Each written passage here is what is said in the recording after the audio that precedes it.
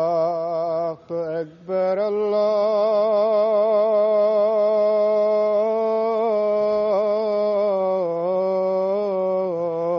الله أكبر الله أكبر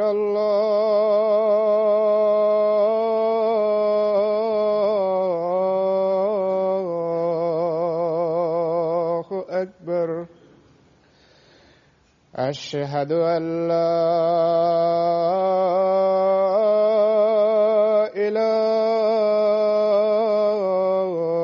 إله إلا الله أشهد أن لا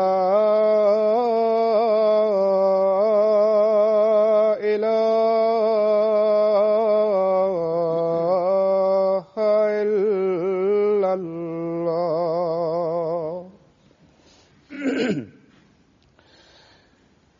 أشهد أن محمدًا رسول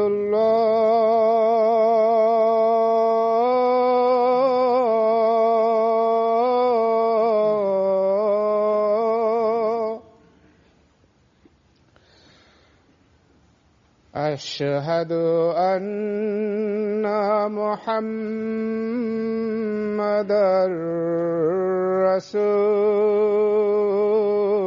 رسول الله حي على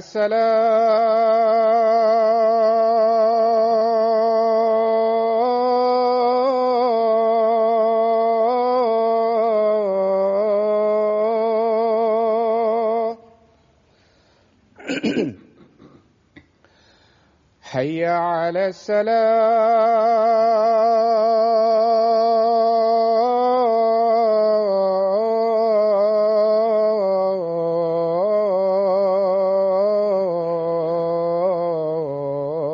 الصلاة حي على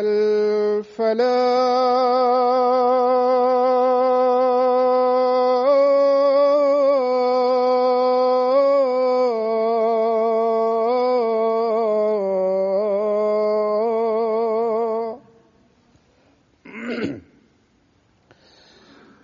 حي على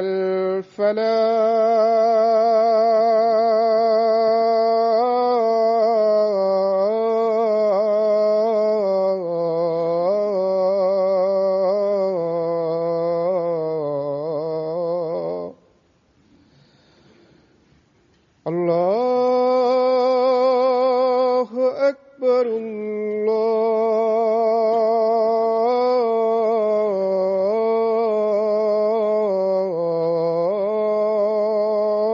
الله أكبر لا إله إلا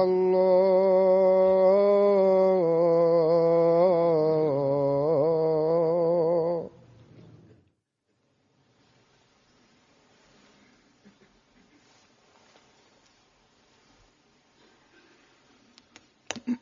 السلام عليكم ورحمة الله.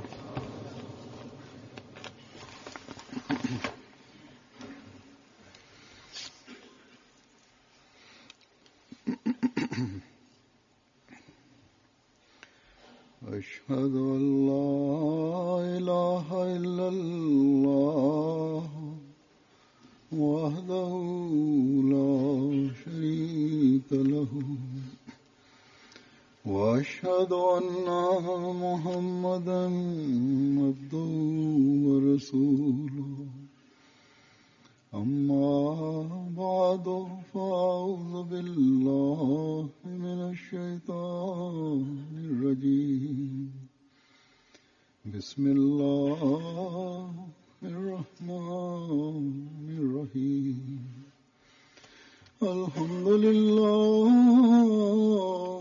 رب العالمين الرحمن الرحيم مالك يوم الدين إياك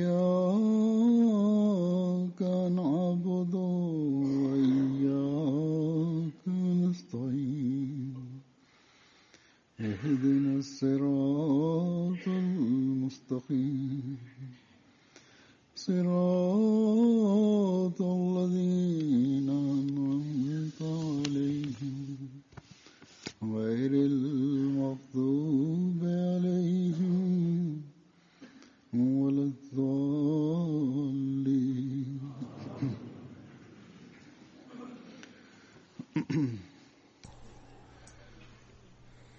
Today I will say some things with respect to the signs of the promised Messiah, on whom be peace, which he has written about.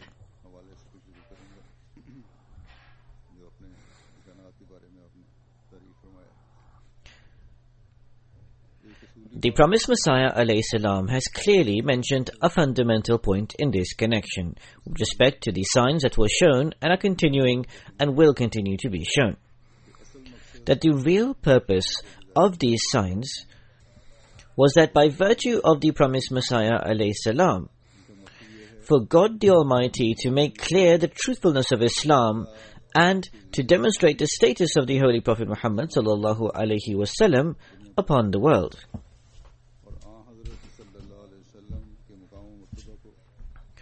While these signs, on the one hand, silence the detractors and opponents of Islam, there on the other hand, they are also proof of the truthfulness of the promised Messiah alayhi salam for Muslims. For he indeed was that stalwart and champion of Allah the Almighty, who was commissioned and sent by God the Exalted for the rejuvenation of Islam. At this time, I shall present an extract from the promised Messiah alayhi salam's book, Barahine Ahmadiyat.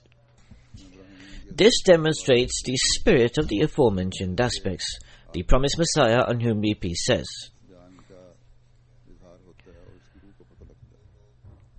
that this arrangement has been made so that those seekers of truth may be perfectly disclosed, that all blessings and all light are intrinsically found in Islam.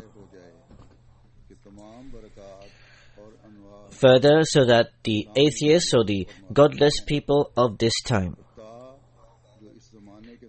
convincing proofs of Allah the Almighty can descend upon them, so that as a result their satanic nature is made evident to every fair-minded person. These people are inclined to darkness and are averse to light. They reject the high status and rank of the Holy Prophet Muhammad sallallahu alaihi wasallam. They use profane and abusive words regarding the Holy Prophet Muhammad sallallahu alaihi wasallam and cite unjust allegations and criticisms against this most eminent of all people. Born of their intrinsic evil and extreme lack of faith, they are unaware that he alone was the perfect man who came to this world. His light has been radiating and illuminating the world like rays from the sun, and it shall continue to illuminate the world for all times to come. Also, so that the glory and splendor of Islam is made evidence through these truthful writings via the acknowledgement of the detractors themselves, and a way of proof and evidence is opened for any sincere seeker of the truth, and so that anyone who has any doubts can attain the truth.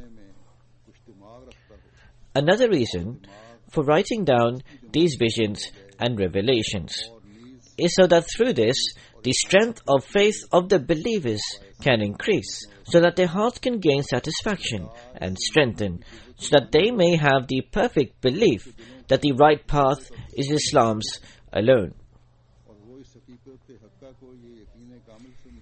Now, there is only one prophet and one book under the heavens. That is to say, the Holy Prophet Muhammad, the Chosen One, may the peace and blessings of Allah be upon him, who is higher and more exalted than all other prophets. He is the most perfect of the messengers. He is the Khatamul Anbiya, the seal of all the prophets and the best of all people. By following him, one can attain God the Almighty, and the veils of darkness are removed. And through this, the signs of true salvation are manifested in his very life. The book of the Holy Quran, which is a true and perfect guidance. Through this, knowledge and understanding of the divine are obtained, and the heart is purified from human impurities and weaknesses, and is delivered from ignorance, doubts, and misgivings, and he reaches to the status of Haqqul Yaqeen, of perfect certainty.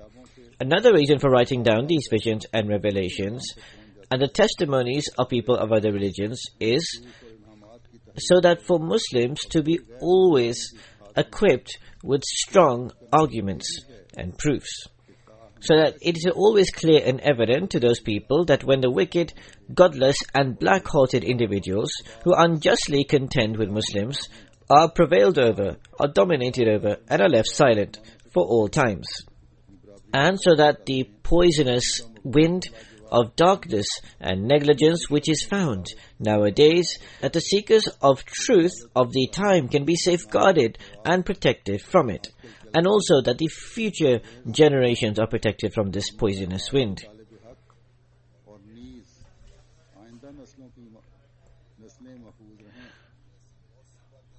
For in these revelations will be unclosed many such things which are destined to be unveiled in the future. Thus when this age passes by, and a new world is shown for itself, and the truths which are written in this book, these prophecies will be most beneficial for strengthening their faith. Inshallah, God willing. This is a reference from Barahin-e-Ahmadiyyat from its first 4 volumes. He mentioned the signs and revelations of the time. However, they were not only for that time. In fact, he said even future generations will preserve these and remember them. Many of the future prophecies will become evident in the future times. All the prophecies made by the promised Messiah ﷺ were not made for himself, but in fact were made to prove the truthfulness of Islam. They were made to explain the status of the Holy Prophet ﷺ to us and to the world. It is astonishing upon those people who do not search for this spirit, but rather make criticisms. That what type of revelations did he make? In Urdu, in English, in Arabic, all together. But God cannot be constrained. It is up to God. He can make a revelation in whatever language He pleases. He may reveal one subject matter by way of revelation in many languages simultaneously if He so pleases. In fact, these revelations were made. The non-Ahmadis also testified to the truth of these prophecies being fulfilled, and the Prophet Muhammad ﷺ's truthfulness became evident upon those non-Ahmadis. For people with spiritual understanding and discernment, Barahin-e-Ahmadiyyat continues to be a sign even today. The subject matter entailed and also the signs within become a means of one's faith being strengthened. And as the promised Messiah, on whom be peace, has said, future generations will witness the truthfulness of these things, and the faith is most certainly strengthened by this. That this book and the promised Messiah ﷺ's other books are becoming means of guidance. In fact, they are a sign. However, those whose hearts are blind cannot understand, discern, or come to know anything of His signs, knowledge, and spiritual understanding. The promised Messiah ﷺ made prophecies having been informed by God. Mentioning this, the promised Messiah ﷺ mentions in his book Kishti-e-Nuh, those things of the unseen that God the Almighty has disclosed to me, and which were fulfilled on time, are not less than 10,000 in number. However, only 150 of these have been recorded in the book Nazulul Musi, which is under publication along with proofs and witness accounts, by way of sample. None of my prophecies has been left unfulfilled, or at least one of its 2 parts has not been left unfulfilled. If a person spends his entire life looking for any such prophecy that I may have uttered, and dies in the process, he will not find one about which he could say that it has been unfulfilled, though he may say whatever he wants out of impudence or lack of knowledge. I say with conviction that thousands of most evident prophecies of mine have been clearly fulfilled, and hundreds of thousands of people witness this. If an example of this is looked for in the previous prophets, then it cannot be found with the exception of the Holy Prophet Muhammad sallallahu alaihi wasallam. Had my opponents resolved the matter based on this, their eyes would have been opened long ago. I am prepared to give them an immense reward if they could find an equal example of these prophecies. What else can we say but to relate this to their wickedness, mischievousness, and thinking ill of others, when it is merely said out of foolishness that such and such prophecy has not been fulfilled? If they had discussed in any meeting or gathering to investigate this matter, they would have to retract their statement, or they would have to admit themselves as shameless. It is not a small issue for thousands upon thousands of prophecies to be fulfilled right before their eyes with exactness, and thousands of living witnesses to them to be present. It is as if seeing the glorious God. Has in any time anyone observed, apart from the time of the Holy Prophet Muhammad, may the peace and blessings of Allah be upon him, that thousands upon thousands of prophecies were made, and they were all fulfilled, as clear as a day, and thousands of people bore witness to their fulfillment? I know with conviction that as God Almighty is manifesting Himself in this age, and is coming near, and is disclosing hundreds of matters of the unseen to His servants, very few examples of this time can be found in the times of the past.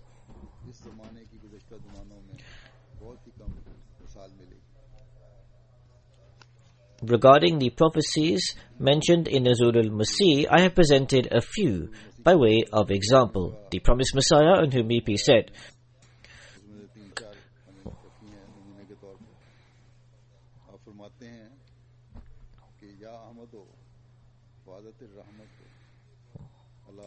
look, in Barahin Ahmadiyyat, on page 517, the translation is as follows.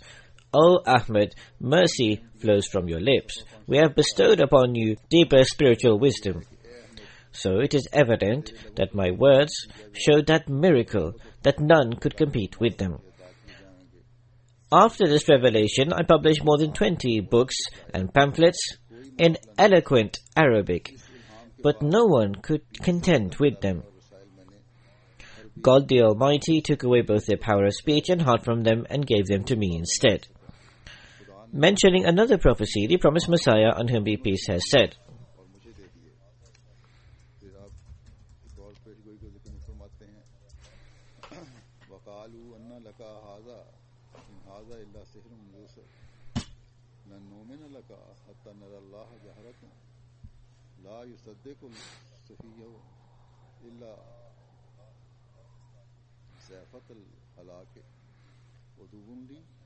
look, in Barahin Ahmadiyyat, page 518 to 19, the translation is, they say, where did you obtain this rank and status? This is a deception and fraud. We will not believe in you unless we see God ourselves. These people will not accept anything apart from a sign of death. So say to them that death, that is the plague, is also approaching. Therefore do not be hasty with me. This prophecy was made 20 years before the outbreak of the plague. Hazur says that this was made 20 years before the plague, and that plague continued for many years, and hundreds of thousands of people died. Then the promised Messiah, on whom be peace, says regarding a prophecy,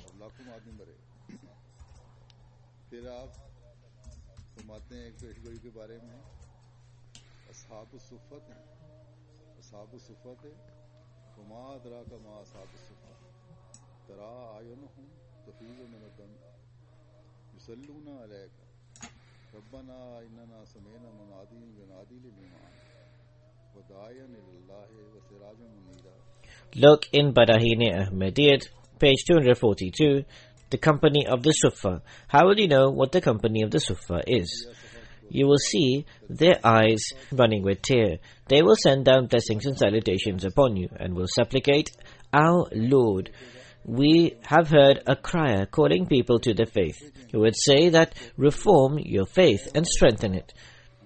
And he would call people towards Allah the Almighty and remove them from shirk. He was a lamp that spread light on the earth. At the time when this prophecy was published in Barahin-e Ahmadiyyat, there was neither a Sufa nor the people of the Sufa. Hazur says that the books of Barahin-e Ahmadiyyat were from the beginning of 1882. These are the revelations from there. The promised Messiah alayhi salam says, later, when the sincere righteous people migrated to Qadian, the Sufa and the guest houses were made for them. What an extraordinary and astonishing revelation. These matters were disclosed at a time when no one could have even envisaged them, that a time would come when such sincere and righteous people would gather in Qadian and Sufa would be prepared for them. Then the promised Messiah, on whom be peace, says,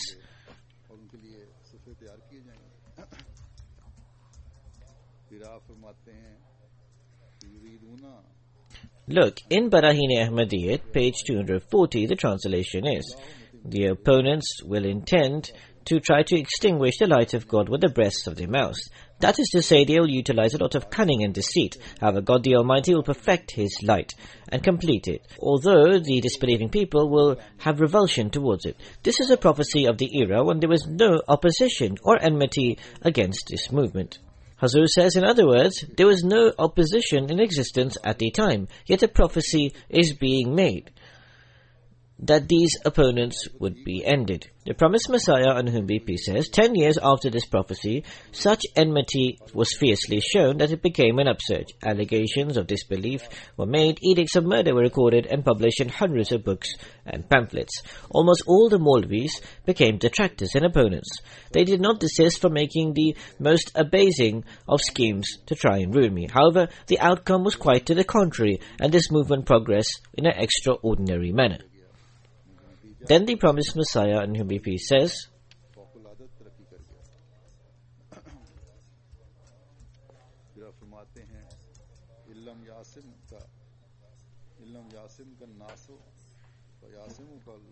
look, in Barahin-e Ahmadiyyat, the translation is, although the people will not save you, that is, they will try to destroy you, but Allah the Almighty will produce the means to save you.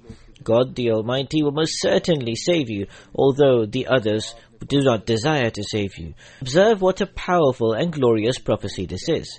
The promise is made to save, made twice, and it has been clearly promised that people would try to destroy and finish you, and they would form all sorts of schemes and plots to ruin you. But Allah the Almighty would be right with you. He will destroy and shatter these schemes and will save you. Now think, what schemes were not hatched? All manners of schemes and ploys were made to try and ruin and destroy me. Murder cases were filed against me. Many efforts were made to defame me. Schemes were made to embroil me in tax matters. Edicts of kufr, disbelief, were written. However, God the Almighty caused all of them to fail. They did not succeed in any of their schemes of deception. So thus God the Almighty had previously informed me a long time ago about the intense and fierce storm that followed after. Fear God and speak the honest truth. Is this not the knowledge of the unseen and divine succor? If one alleges that these prophecies of being safeguarded means nobody should inflict any suffering or pain, but they raise false litigations, use profane language, and cause loss due to the expense of court cases, the answer to this is that this ismat or defense or protection signifies that being saved from the great and huge tribulations and calamities which was the real objective of the enemy. You see, the Holy Prophet Muhammad ﷺ was also promised to be defended, and the ismat, although he sustained severe wounds in the battle of Uhud, and this occurred after the promise of ismat or protection was made. Similarly, Allah the Almighty said to Jesus, peace be upon him, Iskafaftu bani Isra'ila anka. In other words, and when I restrained the children of Israel from putting thee to death. Albeit, it is proven from what followed in the nation that the Jews imprisoned the Holy Messiah, Jesus peace be upon him, and placed him on the crucifix or the cross. But God the Almighty eventually or ultimately saved him. So thus this is what is meant by iskafaftu, as is meant by Wallahu ya'simuka minan nas, and Allah will protect thee from men. So thus I presented these 3 or 4 examples. Similarly, the books of the promised Messiah alayhi salam are also a sign. Regarding this, the promised Messiah alayhi salam states, I especially observe the great might and glory of Allah the Almighty at the time when I write. Because when I write anything in Urdu or Arabic, I feel as if someone is educating and teaching me from within. My writing always, be it in Arabic, in Urdu, or Persian, is of two types. One is that quite easily, when the words and its meanings flow before me as I write. Although I do not have to toil hard for this writing, these words and this writing is not beyond my mental capacity or capability. That is to say, that even if there was not an extraordinary blessing and grace of Allah the Almighty, it was still possible with the blessings of His general support, which is the nature of human ability. I could write these topics and subjects with little effort, but in a long time. Allah the Almighty knows what is true. The second type of my writing is what is in the extraordinary category. For example, when I write something in Arabic and the syntax or the subject needs certain words which I am not aware of. At such times, revelation of Allah the Almighty guides me. And the Holy Spirit puts those words into my heart like the revelation and makes me say them.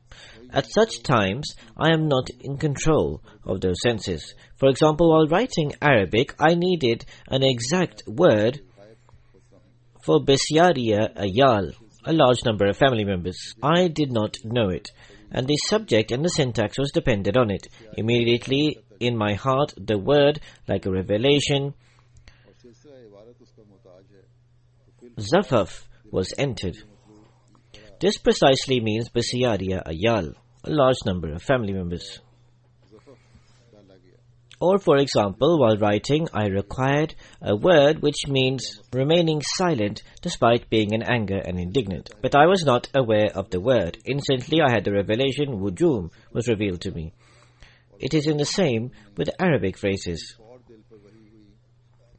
While writing in Arabic, hundreds of structured phrases are revealed to me, like Mutlu revelation.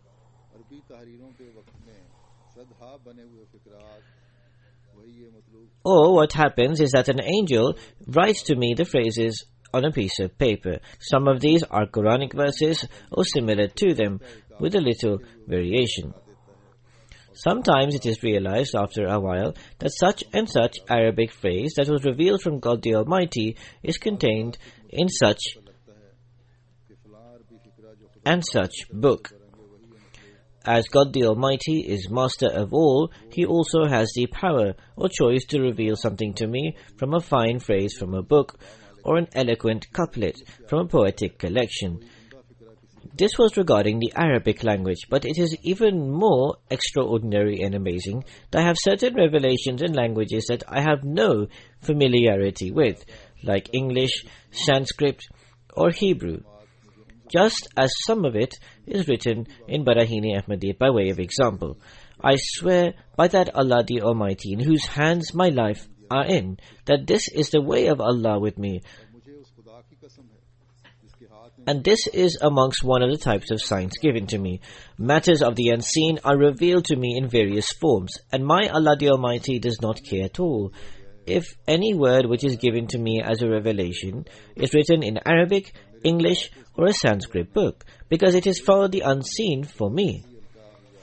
Just as Allah the Almighty has placed many stories of the Torah in the Holy Quran and included them in matters of the unseen, because those stories were unknown to the Holy Prophet Muhammad sallallahu alaihi wasallam, although they were known to the Jews. This is the secret behind me calling on the world to contend with me in commentaries of miraculous and eloquent Arabic. Otherwise, what rank or status does man have, and what is the significance of the son of Adam to arrogantly and proudly call on the world to contend with him? Now, in terms of the examples of the effect that this has had from the Arabic books of the Promised Messiah alayhi salam, there are countless examples, and I will present just a few. At that time, no one came forward to contend with his Arabic. Today, how have the Arabs reacted or expressed to this? A lady from Palestine says, under the common thinking of the people, I firmly believe that Jesus, peace be upon him, was alive in the heavens, and in the latter days he would descend from there. He would revive Islam with the use of the force of the sword, and he would forcibly make people enter into Islam through the force of the sword. I waited for such a day with great eagerness. Then I was introduced to the Jamaat through my brother-in-law.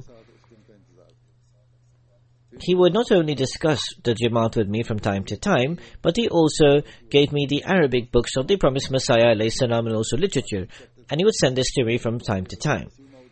I found peerless and priceless pearls. I had never found such knowledgeable education in my life. The eloquent Arabic writings were like gems of spiritual knowledge, which was something completely new for me. Through such valuable knowledge and writings, it can initiate man's connection with God the Almighty. After acquiring full satisfaction, I took the bet, the initiation into the community. Then there is an Ijaz Sahib from Algeria who writes, I was completely disappointed with the erroneous commentaries and the current teachings on Islam. I had become completely frustrated. Listening to the commentaries of these scholars, I thought, could this really be the word of God? Then through an Ahmadi friend from Jordan, I was introduced to the writings of the Promised Messiah alayhi salam, the founder of the Ahmadiyya Muslim community. Before reading the commentary of the Promised Messiah alayhi salam, I would offer nawafil and pray that Allah the Almighty guide me to the right path. As I would read this, my heart was continuously opened. And as I read the writings, my heart completely opened up, and the power of the writing caused me to physically tremble in awe, and I was convinced that these are not the writings of any man, but in fact these are the writings of God. There is a Firaz Sahib from Abu Dhabi who says that whatever books of the Promised Messiah alayhi salam I could obtain, after studying it, and further after watching the MTA programs regularly of Hawar al-Mubashir, I came to know of the Jamaat doctrines. Previously, due to ignorance and a previous condition, I immediately showed a negative reaction. However, when I studied the Quranic verses and a hadith, my heart began to be satisfied. Now there were two paths before me. One, I can continuously wait for the bodily descent of Jesus, son of Mary, from the heavens, and then also for the Dajjal, for the Antichrist, some descriptions of which should only belong to Allah the Almighty, like for example raising the people from the dead, etc. Then the stories of the jinn, etc., and also the doctrine of the abrogation of the verses of the Holy Quran.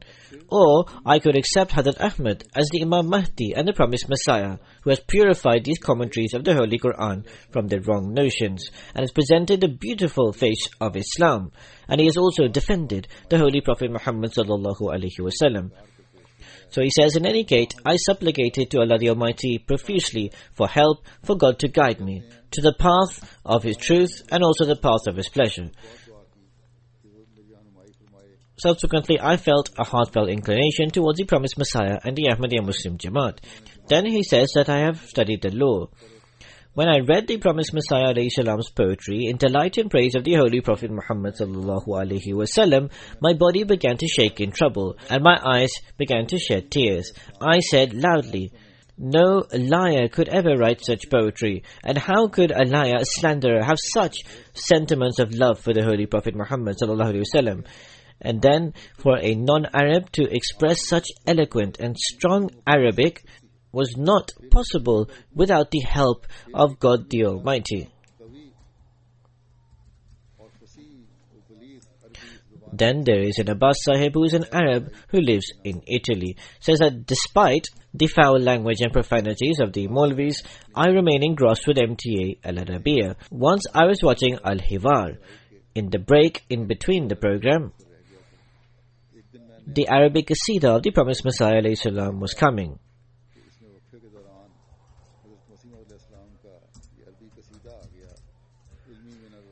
Whilst listening to the Qasida, I was also observing the photo and the picture of the promised Messiah alayhi salam, until spontaneously I said aloud the words, "But I swear by God, a liar could never say these things. This person is most definitely one sent from God."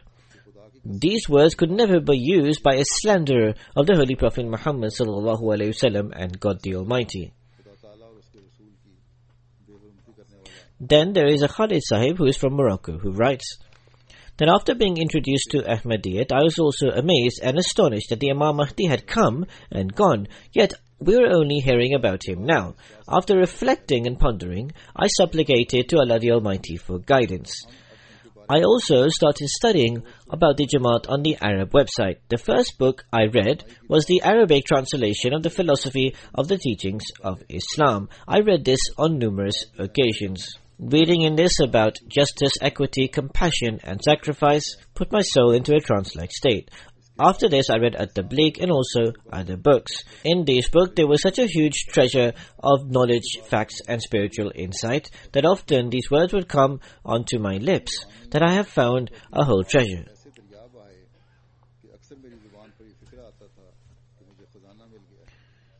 There is a Umada Sahib regarding whom Hani Tahir Sahib writes that he asked some questions regarding the promised Messiah alayhi salam, being Maryam, which he read about on our website, and about the soul being infused within. So he was contacted, and some literature and also some of the extracts of the promised Messiah alayhi salam was sent to him, through which he was greatly affected and he learned the truth. He writes that the book of the promised Messiah alayhi salam, At-Tabligh, opened my heart, and I gained astonishing happiness that even in this age I had the opportunity to read the illuminating words of a prophet, and I was regretful of my previous doubts and misgivings. There is a person called Adami Sahib from Yemen who writes that as a journalist and as a researcher, I was enthusiastic to learn the truth. Subsequently, I read the books of the opponents of the Jamaat. I read from the slanderous words until I reached the edicts of disbelief. After further study, I reached the conclusion that these were these old, incorrect and erroneous allegations and nothing else. On the other hand, I found the strong and eloquent Arabic of the promised Messiah like miracles. This was also a divine miracle, that the Imam Mahdi was raised from the progeny of the Persian descent. It was not necessary for the Mahdi only to be raised amongst the Arabs, because the guidance is not limited to the Arabs. What is the fault of the other people of the world? One meaning of becoming poor in the latter days of Islam, in my opinion, is that in the revival of Islam, this will begin from a non-Arab country. After reading the books of the promised Messiah, I reached the conclusion that he once again presented the true image of Islam that people had forgotten or had corrupted. Islam is the name of peace and harmony. However, Muslims are fighting and killing each other. Some are waiting for the bloody Mahdi, others await for him to exit from a cave. However, it is only the Jamaat Ahmadiyya who accept the true Mahdi and is following him.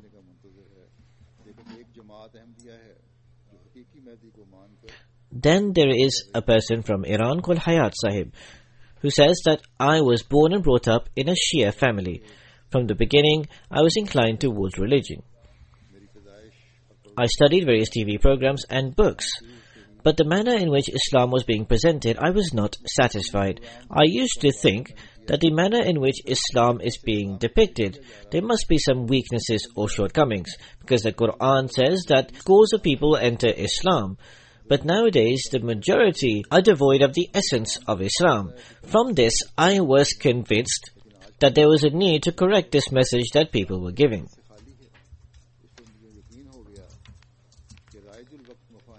He says, one day, one of my friends called me to his house. He introduced me to MTA. After this, I watched the program Hawar al-Mubashir and other programs. Through the in-depth discussion regarding various issues and the commentary of the Holy Quran, I became greatly impacted. It was the first time on any channel that I had heard an intellectual discussion regarding Islam, and that I heard strong and firm arguments in response to the questions that were asked. On the other side, the strange thing was, that is, the non-Ahmadi scholars do invite the Shia scholars, but in terms of the Jamaat Ahmadiyya, they only raise edicts of disbelief, hurl verbal abuse, and they are satisfied with just this, because they cannot contend with the strong arguments possessed by the Ahmadiyya Muslim Jamaat.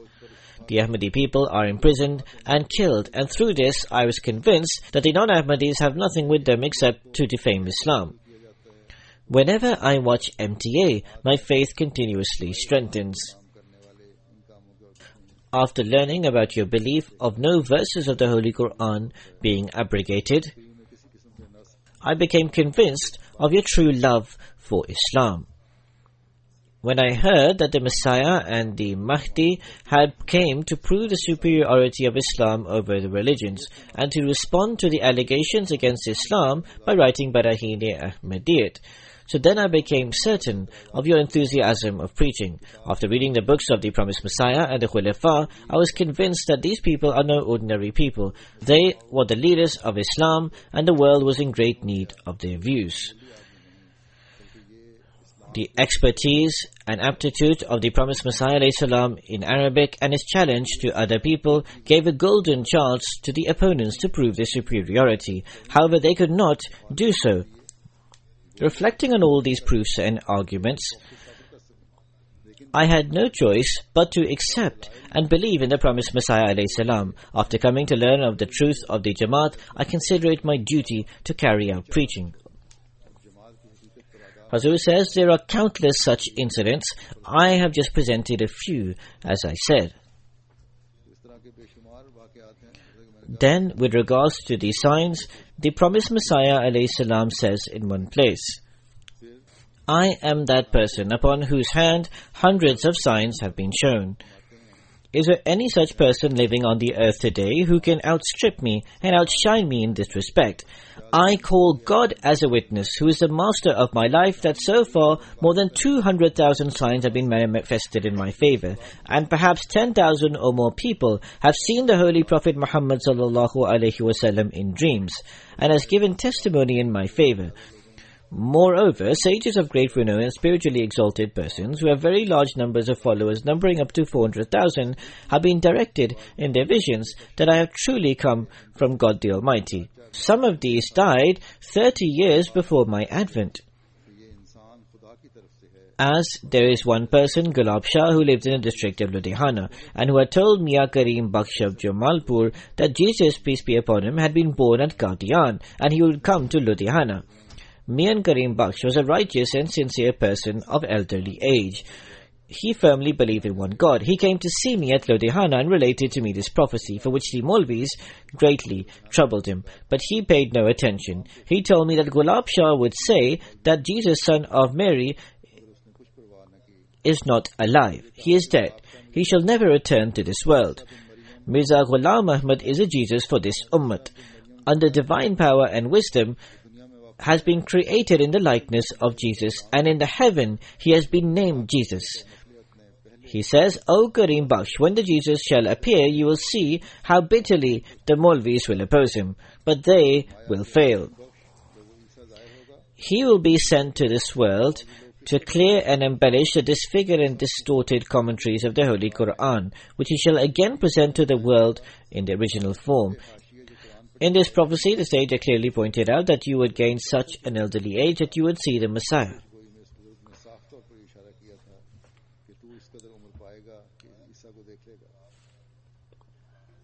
Hazur says that the Promised Messiah ﷺ says that the Holy Prophet ﷺ guided some people in their dreams. In the time of the Promised Messiah ﷺ, I shall present some of the accounts of those who accepted the Bai'at and afterwards also. Hazrat Mian Abdul Rashid Sahib, may Allah be pleased with him, relates that I took the Bai'at, the initiation, inspired by my father in a dream. I saw the Holy Prophet ﷺ in a dream. He was lying bed on a type of bedstead and he was extremely sick. The Promised Messiah ﷺ is standing next to him as if one is looking after one who is ill. The Holy Prophet ﷺ stands up with the support of the Promised Messiah ﷺ on his shoulders, and he begins to give a lecture in this condition. This was based on the truthfulness of the promised Messiah, on whom be peace. After this, I saw in the dream that the Holy Prophet Muhammad ﷺ's health had recovered and his face had illuminated. Through this, I interpreted that now Islam was going to be revived through His Holiness, that is the promised Messiah ﷺ. After this, I took the Bayt, the initiation. Then there is Abdul Sattar Sahib, son of Abdullah Sahib. He said, I questioned my father that we are unaware relating the concept of the death of Jesus, peace be upon him, only of Jesus being alive, because this is what we have constantly heard. Please explain this to us. My father related one of his dreams 7 or 8 months after his Bayt, that I saw at the edge of the river that there are 2 tents placed. One is of the promised Messiah and the other is of the Holy Prophet ﷺ. I entered the tent of the Holy Prophet ﷺ and asked, describe the saint who claims to be the Messiah and Mahdi. The Holy Prophet replied, he is very competent, very able. He said this pointing with his finger 3 times. Seeing this complete testimony, I had perfect conviction that the promised Messiah ﷺ was truthful in his claim. There is no need for this concept of death and alive. We gained the faith and we took the Bayt. Then Sardar Karamdad Sahib relates that before taking the Bayt of the promised Messiah ﷺ, I saw him in a dream. I see a road upon which the Holy Prophet Muhammad ﷺ and the promised Messiah ﷺ are together walking along. I am coming from ahead of them. The Holy Prophet Muhammad ﷺ addresses me through pointing his finger and says that this is from God. This is from God. In other words, the Holy Prophet said this thrice. When I went to Qadian in 1902, when there was a small mosque, and I took the Bayt, I found the promised Messiah ﷺ in the same appearance I'd seen in the dream. Then we see in the current time of how the Holy Prophet ﷺ guides people. Muhammad bin Ahmed Sahib lives in Germany. He says that for a long period of time I was thinking of writing this. However, on many occasions I hesitated from doing so. Because unless I feel I am in a special spiritual ambience and feel the pleasure of God, I do not sit down and write. At the current time, I am studying engineering in Germany, whereas I spent my youth in Saudi Arabia with my family, when I have never even heard of the name of Ahmadiyyat. In 2004 or 2005, in a dream, I was fortunate to meet the Holy Prophet Muhammad ﷺ. At the time, we were in a beautiful minar. The Holy Prophet Muhammad, peace and blessings of Allah be upon him, his finger was pointing towards the moon. It is a full moon which is right close to us. The light of the moon is spreading far and wide. In the middle is a minaret. The Holy Prophet Muhammad ﷺ points towards something which I was not previously familiar with. The Holy Prophet ﷺ treats me with such kindness and affection which is beyond expression. Then the Holy Prophet ﷺ left. The agony for the concern for the people of the world was clear from the Holy Prophet Muhammad ﷺ's face. Then I woke up. It felt as if I was elevated from the ground. After this, for several days, I barely spoke or met anyone. I did not understand this dream at all. After, my father told me in this regard, and I was astonished beyond bounds, because my father told me that he also saw the Holy Prophet Muhammad ﷺ in a dream in which he met him. The Holy Prophet ﷺ in 1979 gave glad tidings of my birth and had said that you will have a son born who you should name Muhammad. My father told me this in 2007. I did not know about Ahmadiyyat until then. Then one of my younger brothers in Syria informed me about the Jamaat's website. There I studied the Jamaat's doctrines and commentaries. These were more or less those beliefs that we used to mention to our friends in childhood. For example, that the Dajjal, the Antichrist, means the current state of the Western countries, industrial revolution, attraction to materialism, and also those powers which promote Christianity. Then he writes to me that, believe me, that when reading the books of the promised Messiah ﷺ, reading the deep spiritual insight and profound knowledge and truthful verities, I would cry and weep. Every word would melt my soul. This is such a treasure of the faith, which is impossible to explain. The dominance of the Jamaat's beliefs over others was also evident.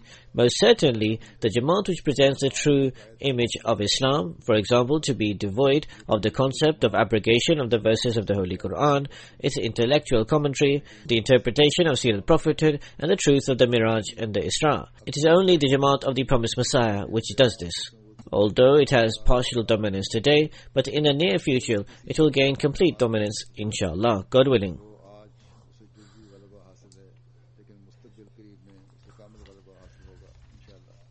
A friend from Damascus, Rizwan Sahib, says that I studied mathematics and IT from Damascus University. After this, I began work in computer repairs. I would also teach the Holy Quran to various youngsters in the mosques. I had not studied religious knowledge from any religious institution, but through my self-study. After an incident, I began to endeavor to learn spiritual knowledge. The first dream or vision I saw, in that was a message for me, that the Holy Quran is the only treasure of spiritual knowledge and insight. Search for the remedies for all the problems in your life in it. When I reflected and meditated upon the Holy Quran, I was filled with knowledge and spirituality. One night I became terrified at the statement of Allah, الَّذِينَ ذَلَّ سَعْيُهُمْ فِي الْحَيَاةِ الدُّنْيَا وَهُمْ يَحْسَبُونَ أَنَّهُمْ يَحْسِنُونَ صُنْعًا.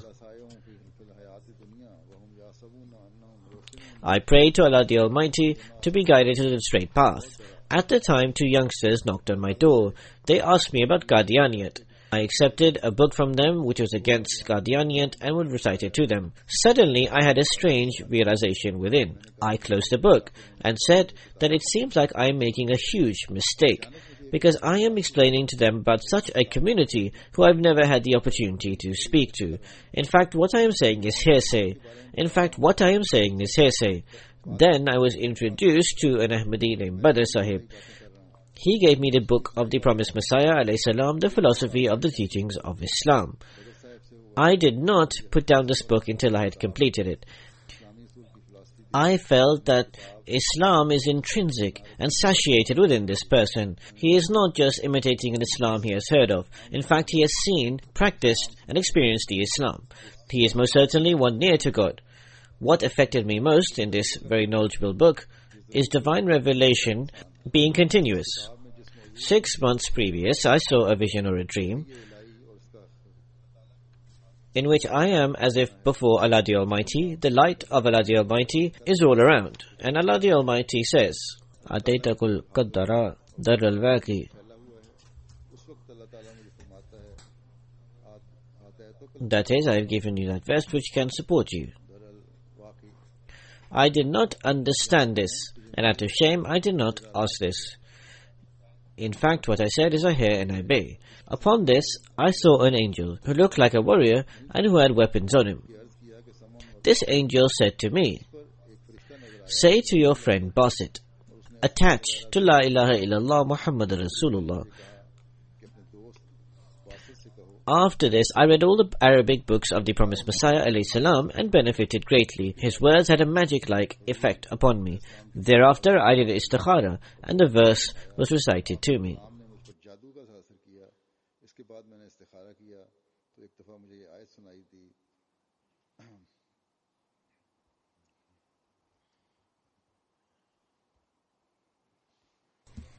عبدا من عبادنا أعطينا ورحمة من عندنا وعملناه من لدنا علما.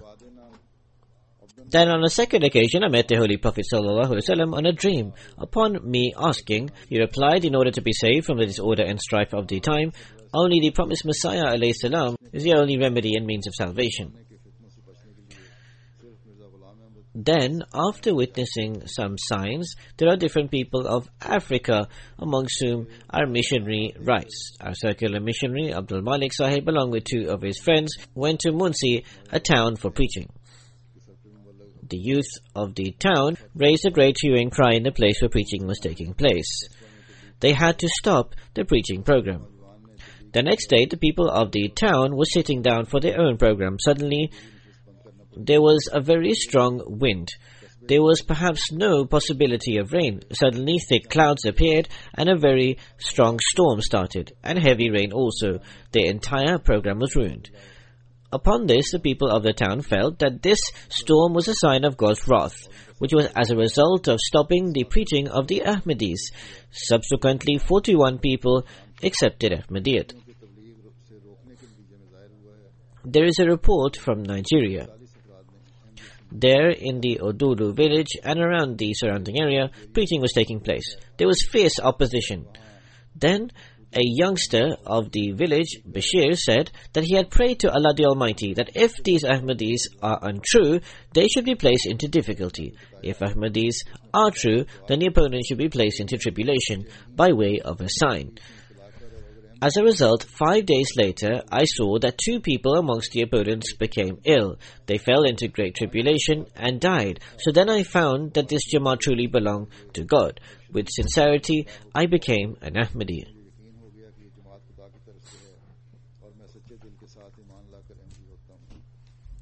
In Burkina Faso, there is a place or region called Dudgo. When in relation to preaching, I visited various villages. One village, when I reached, there were 100 members of ours there. They said to me that for a long while there has been no rain and we cannot harvest our crops. So I said that let us pray to God the Almighty. We should pray the prayer of Istisqa for seeking rain at 10 a.m. in the morning. Inform all the people of the village, youngsters, elders, women and children. When they informed the people, then the non-Ahmadi Muslims along with the Imam did not take part in the Istisqa prayer. In the prayer, I said by virtue of the Holy Prophet and the promised Messiah ﷺ, O God, quench the thirst of our land. Listen to our prayer and demonstrate this sign to the people of the village. Allah the Almighty listened to the prayers of the Ahmadi men, women, young and children. The same night there was heavy rain. We had left after praying to another village. When in the morning the people of the village came to give the message that with the grace of the Almighty Allah, in our village the first heavy rain had fallen, which was a great blessing of Allah the Almighty. For this sign, the non-Ahmadi Muslims and also the Christians were greatly affected who had seen us praying. As a result, 90 bay'ats took place. The promised Messiah, on whom be peace, says, our Jamaat should have a true connection with God the Almighty. They should be grateful that Allah the Almighty has not left them, but in fact, hundreds of signs of His power and might have been made to strengthen their faith to the degree of certainty.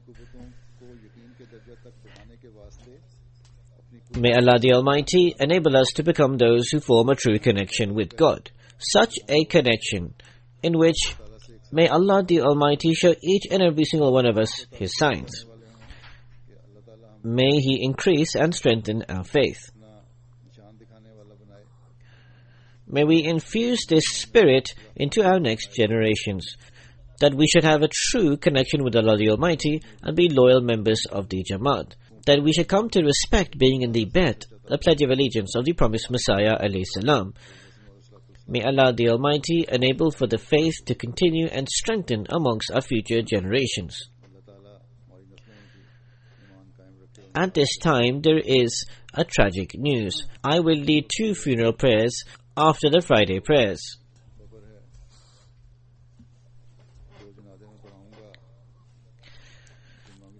The first funeral is of respected Radhiuddin Sahib, son of Muhammad Hussain Sahib. He was martyred on 8th February 2014. He had left his home to go to work.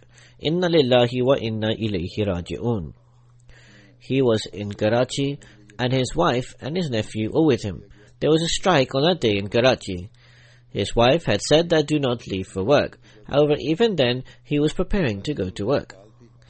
He had only left a little distance from his home when 2 unknown assailants on the motorcycle came to him and fired. One hit his neck, which injured his canals and cipher breathing. His nephew was with him. Because he had gone home to alert of this, the wife immediately took him to the hospital. There the doctors made every possible effort, but Mr. Respected Radhiuddin Sahib succumbed to his wounds and became a martyr. Inna lillahi wa inna ilayhi raji'un. Muhammad Hussain Mukhtar was his father. The relation of his forefathers, it was from Kashmir. Two of the elders of this region had gone to Qadian and took the bait of the promised Messiah alayhi salam. When they returned, they carried out preaching. As a result, the paternal great-grandfather of the martyr, Mr. Fateh Ahmad Sahib, had taken the bait and was unable to enter into Ahmadiyyat. The grandfather of the martyr was Mr. Mukhtar Ahmad Sahib, whereas the father was Mr. Muhammad Hussain Mukhtar. After the creation of Pakistan, this family came to the district of Kotli. From 92, they resided in Karachi. After completing his education in FA, in a factory, he was working for 6 years. At the time of his martyrdom, he was 26 years old. He was an extremely compassionate and sincere person. He would meet everyone in a very devoted and friendly manner. He had great devotion to Khilafat. He had a lot of respect for the office holders and members of the Jamaat. He never would quarrel with anyone. After his martyrdom, his non-Ahmadi friends would said that he would never pain or suffer anyone, nor did he ever give anyone the opportunity to raise any complaint against him. He would repeatedly express a desire to be a martyr. A few days before he martyrdom, he saw in a dream that a boy is holding an axe and is suddenly attacking him. Through this, his eye opens. 2 days before his martyrdom, on 6 February, his wife saw in a dream that her martyred husband is getting married. Then she suddenly sees that there is a funeral in the home.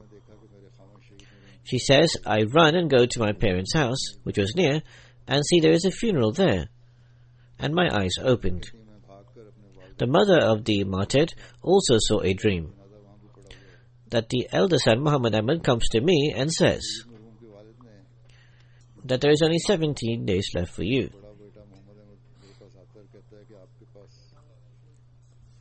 With the grace of the Almighty Allah, the martyred was a Musi. He would often give the duties in the mosque as the youngsters do. He was very active. His father, who is 80 years old, is very elderly. He is paralyzed for the last 4 years. He is also disabled. He was the only breadwinner of the family. His brother also had to leave there. After he left, they also started getting threats. Apart from his parents, Nusrat Jameen Sahiba, his wife, is left behind, and also his children. Atiyat Noor is 7 months old. In fact, they only have one daughter. They have brothers who also have daughters. May Allah the Almighty elevate the rank of the deceased. And may Allah the Almighty, to the children, to the wife, and to the family, give protection and give them solace and endurance. The second funeral is of Dr. Khalid Yusuf Sahib, who passed away on 7th February 2014 at the Fazl Umar Hospital, Rabwa, at the age of 46. Inna lillahi wa inna ilayhi raji'un. Dr. Sahib was a Musi. He has been buried in Beheshti Maqbara. His father, Sayyid Muhammad Yusuf Sahib, was the Emir of the district of Nawabshah. He was martyred on 9 September 2008.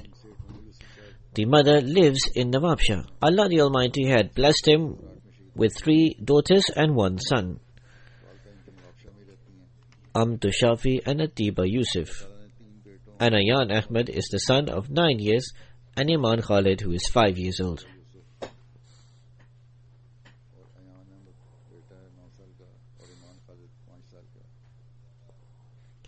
May Allah the Almighty elevate the rank of the deceased. May Allah the Almighty give patience and solace to the children and keep them in His protection. He had come from Nawabshah to here after his martyrdom. He was a very good doctor. He had done a lot of services for the poor there, but due to the dire circumstances in Nawabshah, he had come to Fazl Umar Hospital, Rabwa. He was a registrar of the ENT. And he would treat the patients most compassionately and excellently. The day he was admitted into the hospital, despite his illness, he saw 80 patients on that day. He had great passion to serve. May Allah the Almighty elevate his rank.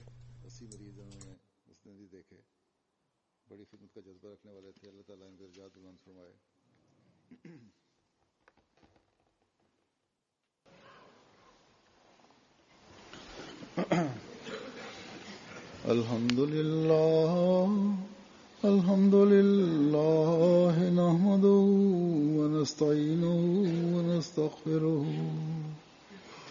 ونؤمن به ونتوكل عليه ونعوذ بالله من شرور أنفسنا ومن سيئات أعمالنا من يهده الله فلا مضل له ومن يضلل فلا هادي له ونشهد أن لا إله إلا الله ونشهد أن محمدا عبده ورسوله عباد الله رحمكم الله إن الله يأمر بالعدل والإحسان وإيتاء ذي القربى وينهى عن الفحشاء والمنكر والبغي يعظكم لعلكم تذكرون اذكروا الله يذكركم وادعوه يستجب لكم ولذكر الله أكبر